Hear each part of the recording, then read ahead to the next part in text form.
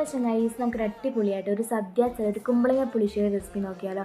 ഇത് ഈസിയാണ് ആക്കാനായിട്ട്. ആവശ്യമായിട്ടുള്ള കുമ്പളങ്ങ ഞാൻ കഴുകി വൃത്തിയാക്കി മൺചട്ടിയിലേക്ക് ഇടുന്നുണ്ട്. ഇതൊന്ന് കുക്ക് ചെയ്തെടുക്കാനായിട്ട് കുറച്ച് മഞ്ഞൾപ്പൊടി, കുറച്ച് ഉപ്പ്, അതുപോലെ തന്നെ 2 അല്ലി പച്ചമുളക് കീറിയതും കുറച്ച് വെള്ളവും ചേർത്ത് നന്നായിട്ട് കുക്ക് ചെയ്തെടുക്കുക. കുക്കായി വരുമ്പോഴത്തേക്കും നമുക്ക് അരപ്പ് തയ്യാറാക്കാനായിട്ട് 2 നെല്ലി കൊച്ചുള്ളിയും കുറച്ച് ചെറിയ തേങ്ങയും അതുപോലെ തന്നെ ഒരു പച്ചമുളക് കീറിയത്, 2 നെല്ലി വെളുത്തുള്ളിയും കുറച്ച് ചെറിയ ജീരകവും അതുപോലെ തന്നെ വേണമെങ്കിൽ കുറച്ച് മഞ്ഞൾപ്പൊടി ചേർക്കാവുന്നതാണ്. കുറച്ച് വെള്ളം കൂടി ചേർത്ത് നന്നായിട്ടൊന്ന് പേസ്റ്റ് ആക്കിയെടുത്ത് മാറ്റി വെക്കുക.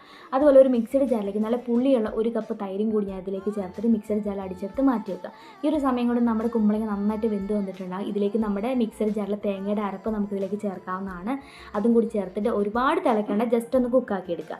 അതിലേക്ക് ആവശ്യമെങ്കിൽ നോക്കിയിട്ട് ഉപ്പ് ചേർക്കാവുന്നതാണ്. ലാസ്റ്റായിട്ട് ഫ്ലെയിം ഓഫ് ചെയ്തിട്ട് മാത്രം നമ്മുടെ തൈരും കൂടി ചേർത്ത് ഇളക്കുക.